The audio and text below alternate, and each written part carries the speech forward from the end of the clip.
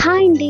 అందరూ ఎలా ఉన్నారు? ఇవాళ మనం చేసుకోబోయే రెసిపీ కాకరకాయ పులుసు. కాకరకాయ పులుసుకి కావాల్సిన పదార్థాలు 5 కాకరకాయలు తీసి కడిగి పీల్ తీసి రౌండ్‌గా కట్ చేసుకోవాలి. కట్ చేసి పక్కన పెట్టి ఉప్పు, పసుపు వేసి ఒక్కసారి కలిపి గట్టిగా ప్రెస్ చేసి కాకరకాయలో ఉన్న వాటర్ బయటకు వచ్చేస్తుంది.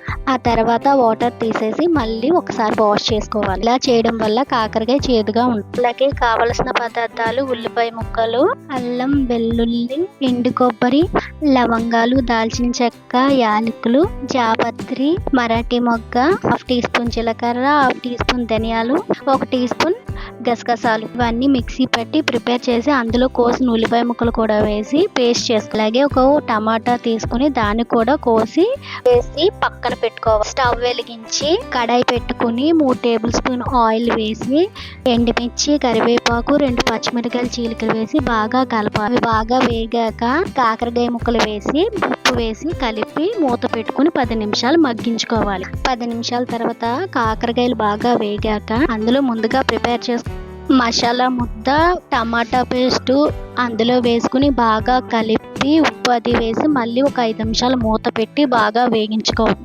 మసాలా బాగా ఆయిల్ పైకి తేలాక అందులో టీ స్పూన్ కారం, ఉప్పు వేసి 2 నిమిషాలు కలిపి మూత పెట్టుకుని నిమ్మ సైజ్ అంత చింతపండు తీసుకుని దాని రసం తీసి వేగుతున్న కాకరకాయ ముక్కల్లో వేయాలి. పులుసు అన్నది దగ్గరగా పెట్టుకోవాలండి. ఎక్కువ పెట్టేయకూడదు. ఎక్కువ పెట్టేస్తే మళ్ళీ బాగోదు. తక్కువ పెట్టుకోవడం వల్ల బాగుంటుంది. 10 నిమిషాలు మరిగించుకోవాలండి మూత పెట్టి. కాకరకాయ హెల్త్కి చాలా మంచిది. వారానికి 2 సార్లన్నా తినాలి. అలాగే పిల్లలకు కూడా తినిపించాలి. వాళ్ళు వద్దని మారం చేసినా సరే బతిమాలన్నా వాళ్ళకి తినిపించాలి. ఒక్కసారి తినిపించడం అలవాటు చేస్తే నెక్స్ట్ వాళ్ళే తినడానికి ట్రై చేస్తారు. వాళ్ళు వద్దంటున్నారని మాత్రం వదిలేయకండి. అలాగే 10 నిమిషాల తర్వాత మూత తీసి ఒకసారి చూసుకోవాలి. ఉప్పు అది చూసుకుని పులుపు ఎక్కువైతే చిన్న బెల్లం ముక్క వేయండి. టేస్ట్ ఇంకా బాగుంటుంది. పులుసు బాగా మరిగి దగ్గర పడి ఆయిల్ పైకి బాగా తేలుతుంది.